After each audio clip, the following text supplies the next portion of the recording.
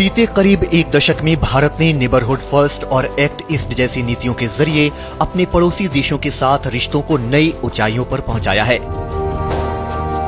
साथ ही प्रधानमंत्री नरेंद्र मोदी के नेतृत्व में भारत के करीबी पड़ोसी राष्ट्रों के अलावा आसियान सेंट्रलिटी जैसी पहल से दक्षिण पूर्व एशिया में बसे 10 आसियान देशों के साथ भी भारत का सहयोग लगातार मजबूत हुआ है।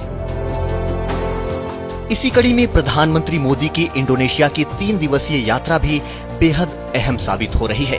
प्रधानमंत्री के इस दौरे से दोनों देशों के संबंधों को नई मजबूती मिली है।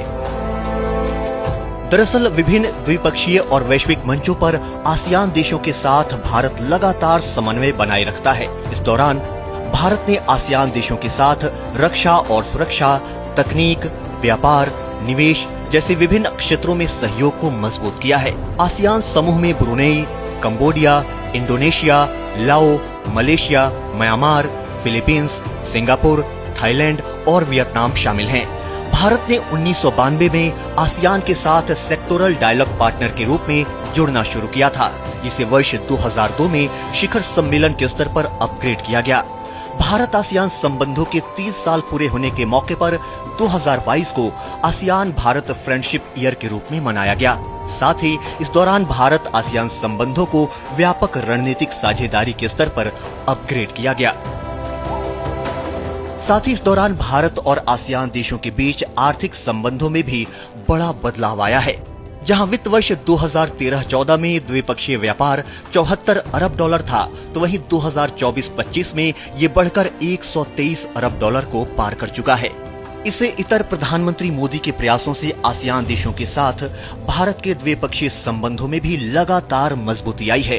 पीएम मोदी की हालिया इंडोनेशिया यात्रा के दौरान अनेक अहम क्षेत्रों में सहयोग पर सहमति बनी है।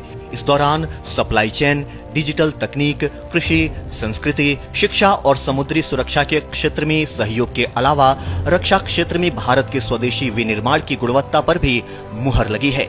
इंडोनेशिया ने भारत के साथ ब्रह्मोस और एयर टू एयर मिसाइलों के क्षेत्र में सहयोग पर भी समझौते किए हैं।